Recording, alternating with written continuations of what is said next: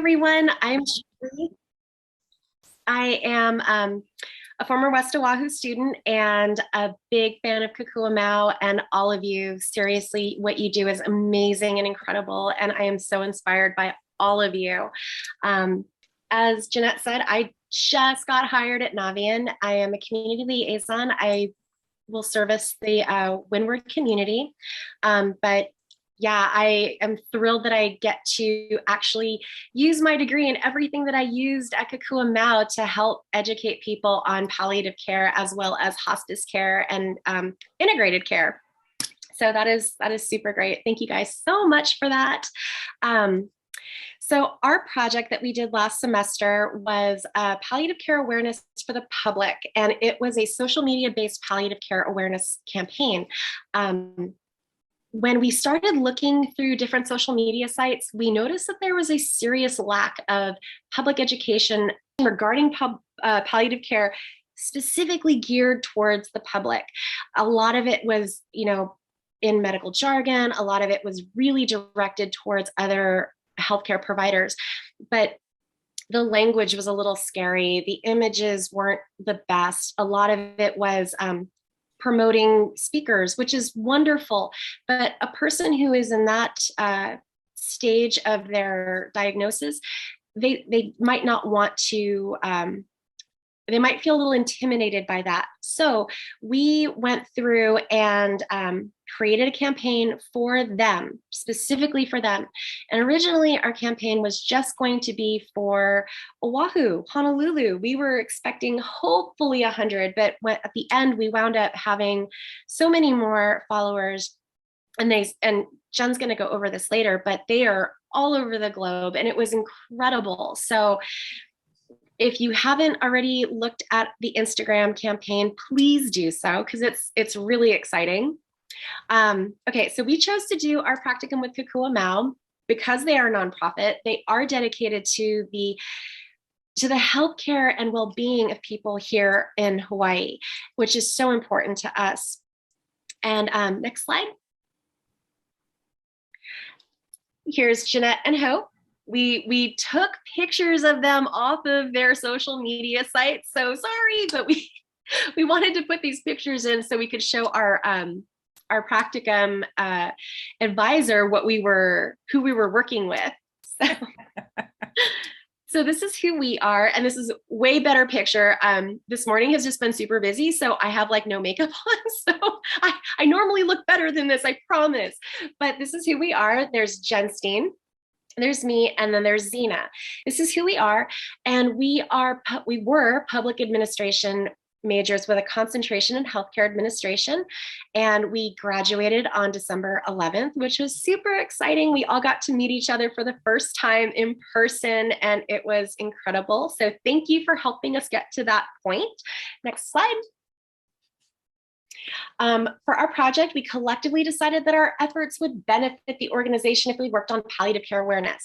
As you know, Kokua Mau does so much across the board. They're in hospice, they're talking about advanced healthcare directives, about the pulse, but we wanted to give them something that they could really sink their teeth into with palliative care awareness. So the problem that we saw was, because palliative care is an emerging field in healthcare, it's only been around for a short time when you think about it.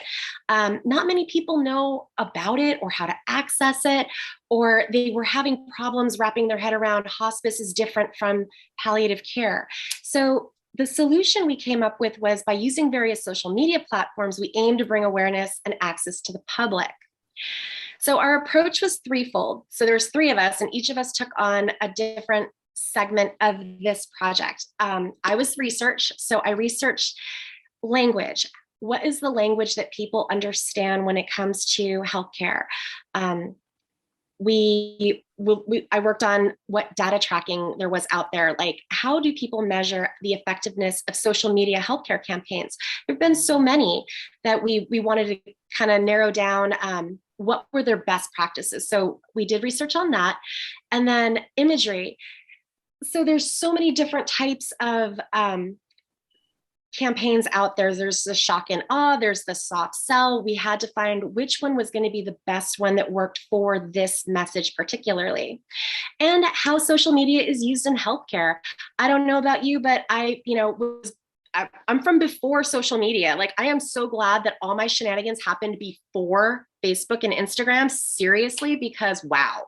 Um, I remember the ALS water bucket challenge, and it was interesting, but that was the first time that I really remember hearing a campaign that was for healthcare and public awareness of that healthcare message. So did all that research, and then the three of us collaborated, and Zena took over the creative development. So she took everything that we learned and she developed Instagram posts based on that. And they were specific to Hawaii, but again, it went all over the place. And then Jen did all of our data. She is our data guru. Like, if you ever need anybody to like track data, do all that informatic stuff, this is your person. She was measuring the effectiveness of the campaign to determine the best way to use social media moving forward. So before us, Kokua Mau didn't have social media, or didn't have Instagram, I should say. So we wanted to be able to give them kind of a metric to use moving forward, so they could make really solid impressions with other things like the Pulse and advanced healthcare planning. Next slide. Next slide. Okay, so the research and development, that's me. First, we had to identify the issues and create the hypothesis. So the barriers that I came up with are, they may not know what palliative care, the public, I should say, may not know what palliative care is. There's a confusion between palliative care and hospice care. There's a lot of fear, intimidation, and being overwhelmed. So when people are diagnosed with a serious illness, they're overwhelmed. Their whole world is, come to a screeching halt as they know it. And now they have to switch gears. And we didn't want to add fuel to that fire. So we wanted to kind of work with that barrier. And they also may be unsure of how to access palliative care. So the question is, can social media be an effective tool in encouraging the public to seek more information on palliative care as an option for themselves or their loved ones? The objectives for the experiment, in order to answer that question, we had to be able to gauge our ability to address learning objectives. And these are the learning objectives that we put out there: to educate the public about palliative care, to provide access to proper resources, and to debunk those myths and misconceptions. Like, everyone's like, oh, you hear about these crazy, like, old wives' tale remedies for things. Well, we wanted to give people solid information, and that was rooted in the best practices. Okay, so then we did utilize the best practices to develop the campaign. We had to have effective messaging. We needed to work on proper language, and we had to have engaging material, because it doesn't matter how great your message is. If your material isn't engaging, you're going to lose followers. Third is content creation based on live data. Taking what we learned about our audience and adjusting our content to match what resonated with them was going to be key for this experiment to work. And fourth, measure the efficacy of using social media to educate the public on palliative care in Hawaii. So Jen was able to develop benchmarks for determining the success of the campaign. And as we went along, she was able to look at the insights in real time to say, hey, you know what, guys, last night's post did really, really well. We need to go with that.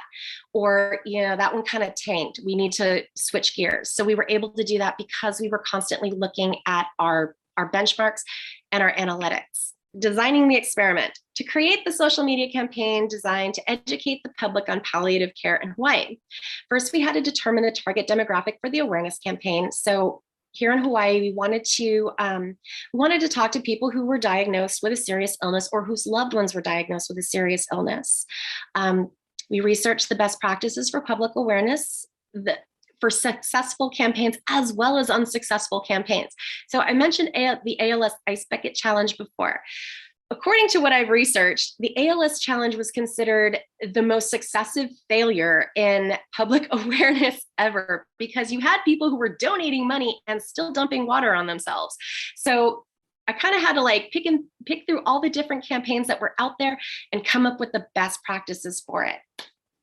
Again, identifying those barriers in palliative care awareness. And to do that, we listened to the palliative care work groups. We listened to what people had to say about where the breakdown in communication was.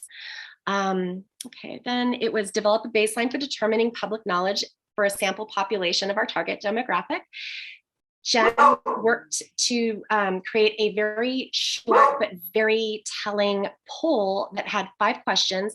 And we asked these 5 questions in our campaign as the experiment went through. So we were able to see if, where they were in the beginning to where they were at the end of the 16 weeks.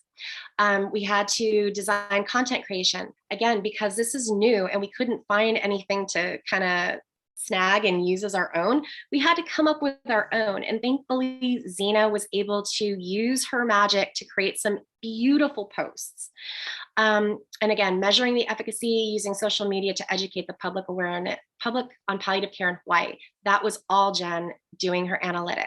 So the target demographic for the experiment, these are this is what we went with. The location, Hawaii, with, multiracial, multi-generational. This is the age range we wanted to work on. And the reason we picked this generation or this age group is because this is the sandwich generation of caregivers. They fall between taking care of their children and their aging parents. So they're the ones who are going to the doctor's offices with patients. They are the ones who are interpreting what the doctor is saying and then explaining that to their loved ones.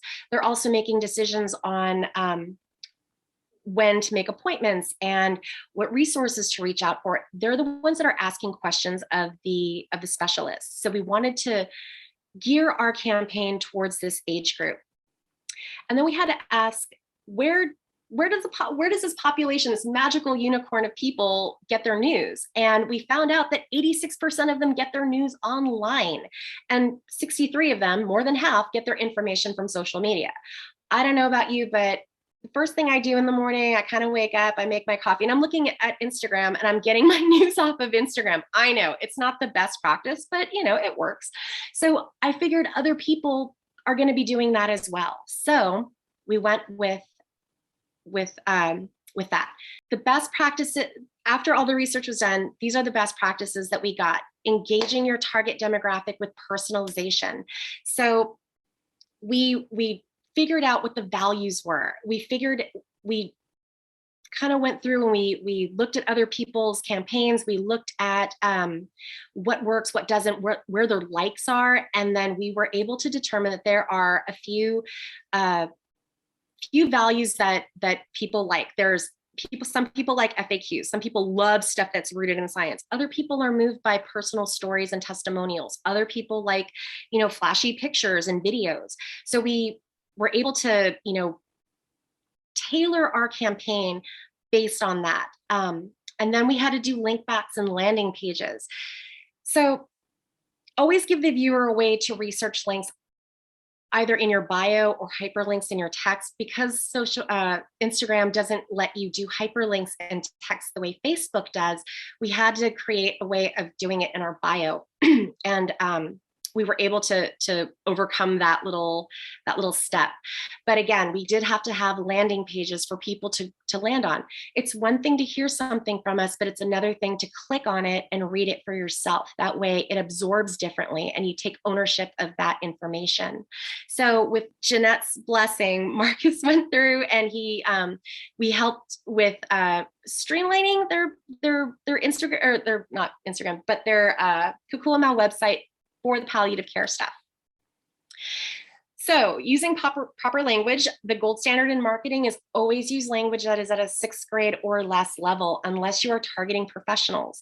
So even though our target demographic is most likely educated, most likely very savvy, we didn't want the information to be lost on them. So we had to bring it down to the 6th grade level to really make those messages stick with them. And visuals, develop your campaign around the theme of your topic. Use colors and fonts that set the tone and complement your theme. Avoid colors and fonts that send mixed messages. The pictures that you use, the images that you use can either help or hurt your messaging. And thankfully that CAPC summit was right before we started all of this. So I was able to hear what was really good with messaging and visuals. And I was shocked to hear that people don't like to see the helping hands imagery. So we avoided that. And again, messaging, minimize the amount of typed words in your photo so the photo is clear, easy to understand, and then save it all for your captions and hashtags. Okay, identifying the barriers in palliative care awareness. Knowing where the barriers are in your educational campaign is where you want to gently focus your attention. For us, these were our barriers, not knowing what palliative care is, because they're lumped together with hospice and palliative care and all that. It's like one big knot. So we wanted to kind of unravel that knot for them a little bit. There's a fear of death. It's culturally taboo to discuss death, dying, and anything like that. Like if you talk about it, you're inviting it in or something. So, people they shy away from these conversations, even though they are so important to have. And, really for us, we wanted to make this not be scary. We wanted to take the fear away and replace it with hope. Not knowing how to access palliative care, not knowing if it's covered under insurance or if it's something that they're going to have to pay for out of pocket, not knowing what palliative care team dynamics are. They're like, oh, does that mean I'm going to lose my specialist? Am I losing my physician? There were all these questions that they didn't know. They didn't realize that they were receiving this like offensive lineback of like amazing players on their field. They thought they were going to be losing when in fact they weren't. Again, concerned with losing current physician or specialists. The solutions for these barriers were, the financial concerns. We discussed the ways palliative care social workers assist with finding resources, and wow, they are amazing. The integrated care social worker at Navient, she was telling me how she has found, she meets with them once a month and she has found ways to find them food stamps. She has found babysitting, pet sitting even. And we discussed how insurance can cover this. So currently, HMSA is like the powerhouse with their supportive care model. So, people who have HMSA may not know that they are eligible for this. So we wanted to break down these barriers. And the big focus was explaining what palliative care was. We would highlight specific illnesses that were covered under palliative care. We gave them factual information on what it looks like for that disease specifically. When you see something that's super broad, it might be daunting. You might have end-stage renal disease, but you're hearing all this stuff about, COPD and cardiac issues, and they're like, no, I want to know how it's gonna work for me. I want to know how it affects me personally. So we found on getpalliativecare.org they had a list of diseases and how palliative care worked for that. So we use that to help create our campaign posts. We use the same explanation consistently to avoid confusion, even though we may have used different words or adjectives or different settings, the message was consistently there. We addressed differences between palliative care and hospice, and we also highlighted death during our Dia de los Muertos post. We had link backs and landing pages for these illnesses and other resources, including translations into different languages. Because in Hawaii, you have so many different cultures, different ethnicities, that you had to be able to let them know that, hey, it's not always in English. We can do this in Spanish and Tagalog and whatever. So that was super awesome. Follower engagement. So after we kicked off our campaign, we got way more subscribers than we thought we were going to. It was actually really exciting. Like when the campaign kicked off, the three of us were like texting while we're like glued to our phones, looking at that count go up. It was pretty fun. But once we hooked them, we had to know what to do. We had to keep them engaged.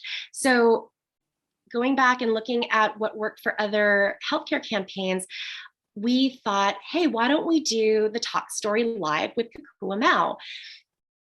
So based on the model of other successful campaigns, we found that interactive live campaigns were the quickest way to effectively engage people and address hot topics. And the best part about the Instagram Live is people are able to ask questions, and our guests and our hosts were able to field them right away. While the Talk Story Live appeared to be unscripted and impromptu, it was actually, there were a lot of moving parts that went into it. We had a script, we had a schedule, we had, what if nobody asked questions? We had those questions to ask just in case. So there was a lot of stuff that went into the development of each segment. Our host was one of our classmates. He's actually graduating this spring. His name was Misha Hoyle, and we used him because, yes, he has a phenomenal, wonderful personality, but he also represented the demographic that we were targeting. Hearing me talk about it, I'm not local, obviously. So I felt that people would not respond well to me. We also wanted somebody who didn't really know a lot about palliative care. And by the time we got to this point in our campaign, the three of us knew a lot. So if we were like, oh, could you please explain to us what palliative care means? They'd be like, you already know. So we had to find someone who was going to fit that bill perfectly. So awesome. Misha was on board with it. He was like, yeah, no problem. And these were our guest speakers. We had Jeanette. She was our guinea pig. It was, because we're like, oh, what if it's a crash and fail? So Jeanette boldly volunteered to be our first guest speaker. And the topic was you and palliative care. Then we had our friend Claire Blameyer from who was at the time with Stanford Medical Center, and her doctor talk about what do palliative care doctors do, because he's a doctor. He was young and exciting and interesting and engaging, and she was the palliative care nurse who did a lot of the outreach. So having the two of them there bouncing off of Misha was phenomenal. Then we had a chaplain, Sarah Mae Cologne, who was so much fun and an absolute delight to talk to. She explained what chaplains do for people who are having, undergoing palliative care. Then Dr. Daniel Fishberg, who was super awesome. He talked about palliative care in Hawaii. And then we wrapped up the segment with Hope talking about, she talked about advanced healthcare planning, but it was like the bridge that moved the campaign from palliative care and set it up for advanced care planning. Again, each one was scripted and outlined. There was preparation. We actually would do what is it called? Like a dress rehearsal beforehand. And a lot of it was just to make sure that everyone was on the same page with technology, because we did run into issues with things not connecting and not being able to share screens. So we were able to kind of troubleshoot a lot of our issues with our dress rehearsal. And then we did promotion of it. We posted on Instagram stories and our timeline that, hey, upcoming speaker event, which was good. Live event, the day of the broadcast, we all met beforehand when everyone was ready and comfortable and excited. We went live, and then afterwards we would just talk about it, just to say, oh my gosh, that was so much fun, which was great. Okay, so I'm going to talk about the social media engagement and content creation. This is actually Zena's part of the project, but since she's out sick, I will take it from here. Next slide. Okay, so she researched which social media platforms to use. There's Facebook, Meta, Instagram, Twitter, TikTok, and Snapchat. When you look at where the sandwich generation gets their social media, it is Instagram. TikTok is for a younger audience. Twitter is more bipolarizing. It's less engaging. And then Facebook it's almost become a platform for arguments. So we went with Instagram. Next slide.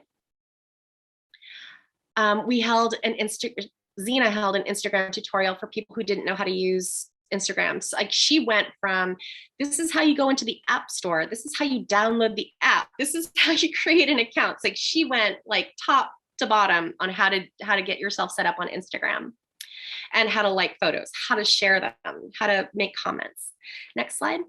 Instagram has 2.7 billion users, and this these are the age group. This is where our people, our demographic that we wanted to hit uses. And the average person spends about 38 minutes on Instagram, average. Then you have people like me who are on Instagram for like 5 hours a day. Sorry. But this is what our Instagram first looked like without any posts. It was super cute. Next slide. So to overcome the barrier of not being able to access resources, she created the link tree. So it was in our bio, click here if you want more information. The link tree was there. And as you can see, there's different headings, and people were able to click on the heading that they wanted to learn more about. And those links went to the Kokua Mau website, or to the website that we pulled information from. And as the campaign progressed, so information wasn't getting lost, the latest posts or the latest link went to the top of the tree. Next slide. So when it came to creating visuals, it was based on research, and she created visuals for the campaign based on messaging. What are we trying to say? If the post were to talk to you, what tone of voice is it using? The theme, we wanted to develop a cohesive look that became the signature for the campaign. I talked about imaging a little bit earlier in the research, and we found that the color green is life.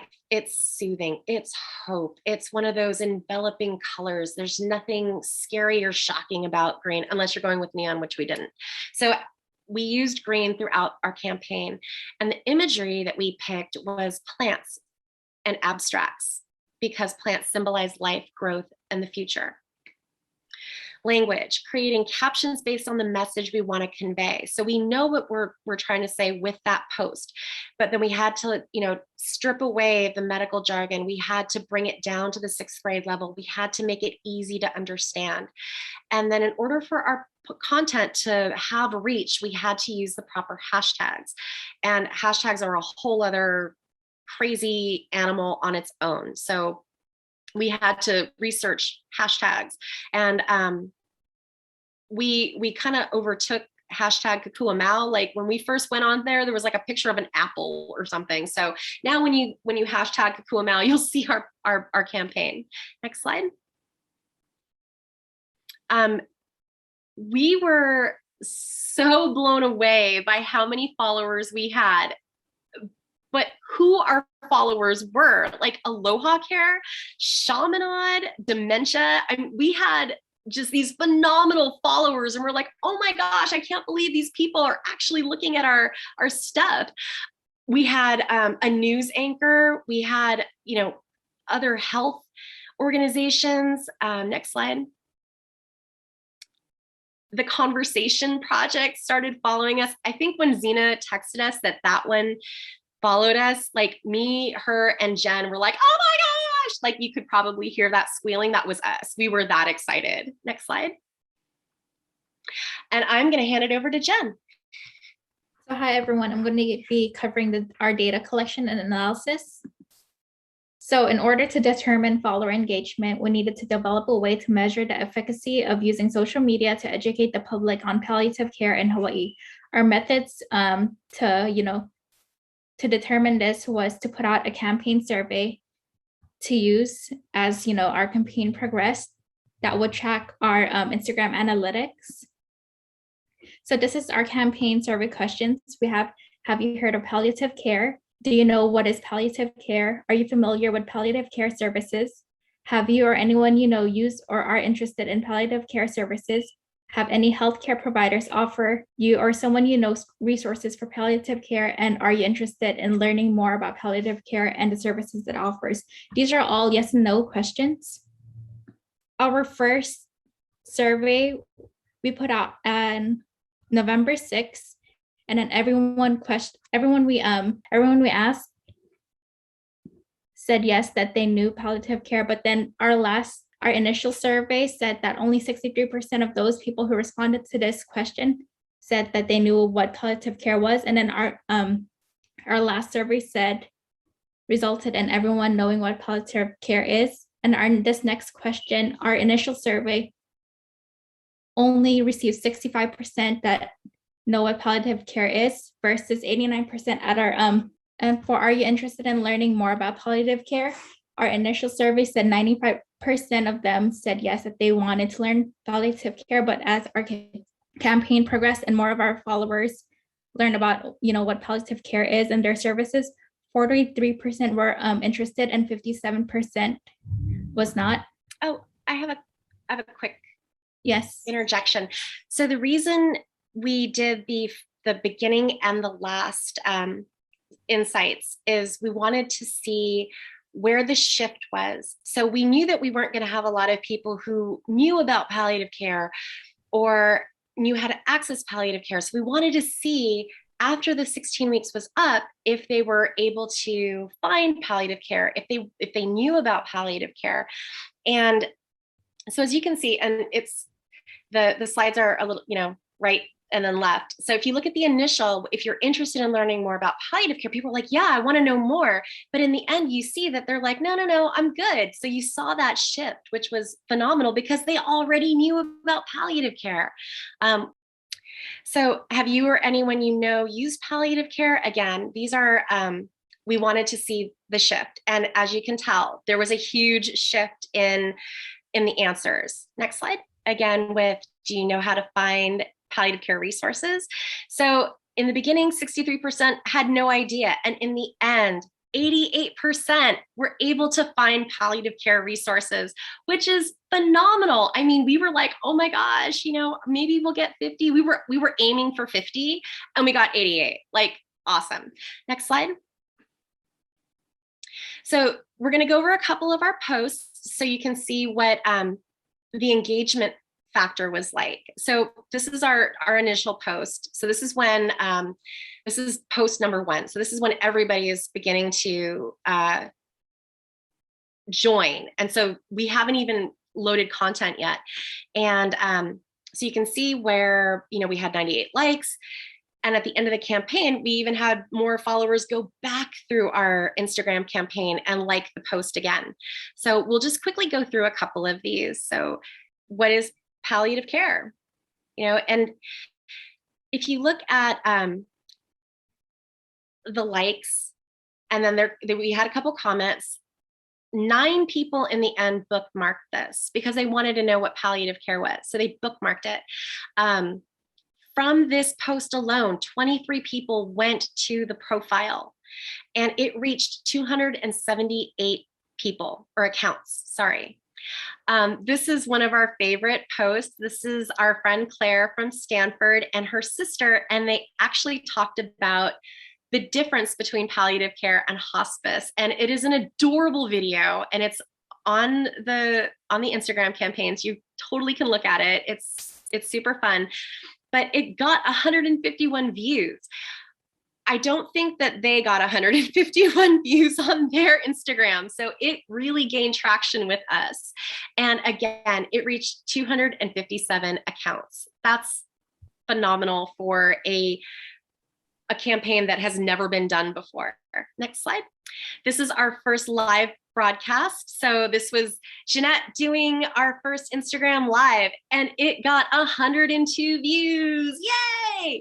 And 124 accounts reached. So you can see that it was able to help us with the engagement factor. Next slide. The insights for Dr. Daniel Fishberg. So it got 49 likes, 49 views. The reason why it got lower views was because of the time of day. And so timing is really important. And that was part of the challenges that we found in the end was like when to schedule things. And by the way, that's Misha, our host. Next slide. This is Hope. And her bridge from palliative care to advanced care planning reached 60 accounts, which is amazing.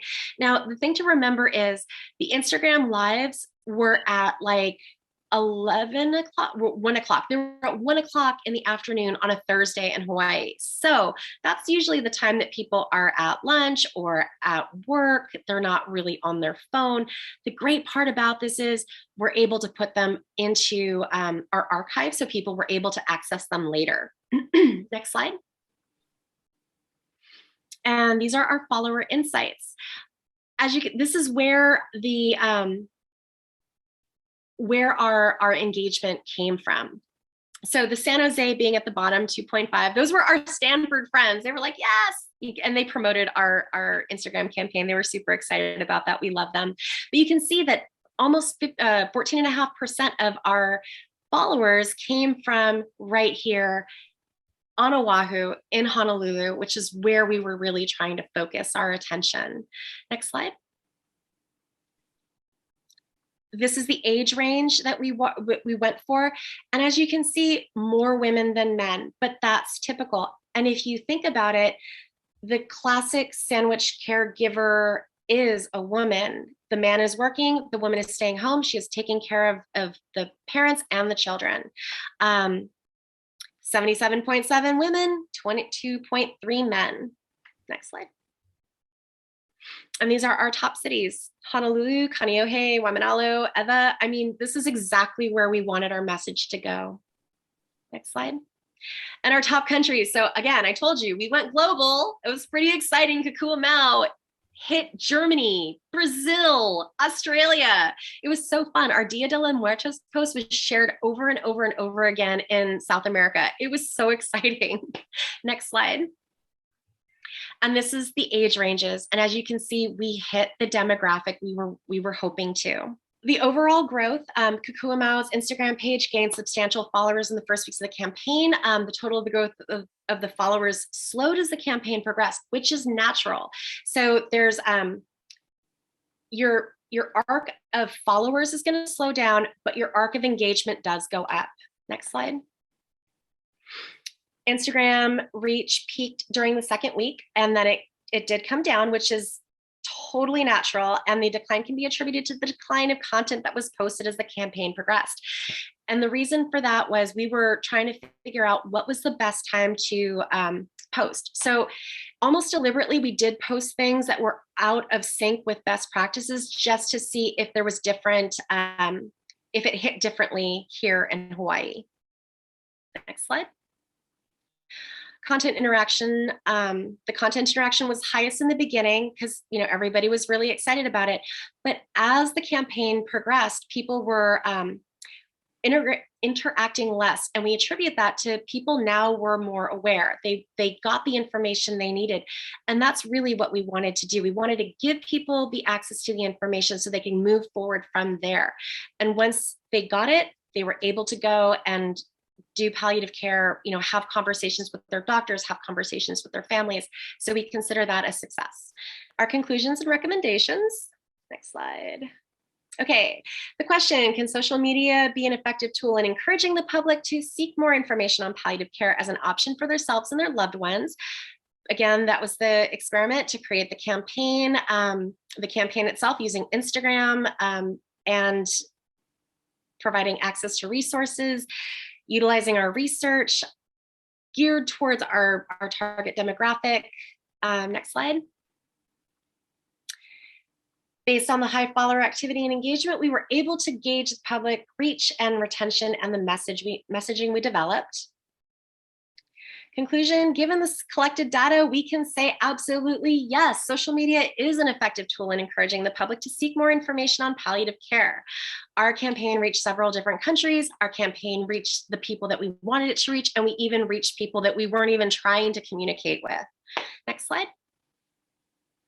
Recommendations: the website. We would like more dedicated pages within the existing website for the public, educational links for the public. Recommendations regarding target audience: define the specific audience you want to reach, research their location, find out the language that's going to be best. Educational attainment is their ability to recall the messaging that you put out there, and to find out how their values can tie into your messaging. Next slide. We recommend choosing a social media platform that is targeted to your demographic. Use best practices for posting times. Don't stray from the recommended posting times like we did. But again, it was an experiment. We wanted to see if it was going to, if those times were kind of hard and fast, and we found out that yes, they are. Use visual appeal to engage and direct traffic, have easy access to resource links for more information. Nobody wants to go and, have to hunt and dig for information. They want, we're an instantaneous society. We love instant gratification, so we can click and be there. That's awesome. When it comes to content, use values that tie in emotion and sentimentation. Sorry for the typo. Into the messaging. Determine the content and tone, and then develop the contents or your content visuals based on that. Don't try to, give people apples when they want to eat oranges. Give them oranges. Determine your proper hashtags and your link backs and your landing pages, and use the platforms and built-in analytics to determine if you're reaching your goal. And if you're not, then pivot. And pivoting helps you maintain follower engagement. It helps you create that content that is curated for them. You're not going to lose a lot of interest if things are specifically geared towards those people, but you will lose them if you try to talk about apples when they want bananas. Next slide. And that's it. Does anyone have any questions? I know it was really long. I'm sorry. I thank you very much. People should be thinking about questions. You can raise your hand. I must say, I am not, and I was definitely one of those novice Instagram people. So I am just so impressed about how much time and effort and thought went into figuring out how are we going to reach people. So it's pretty impressive. And I really liked how you guys did all that background research on visuals and messaging and all of that of how to portray palliative care. And I think we'll be using that, whether it's on Instagram or Facebook or some other things. So for Jen and Julie, you guys, and Zena, so clearly the dedication of this team is amazing. You guys are awesome.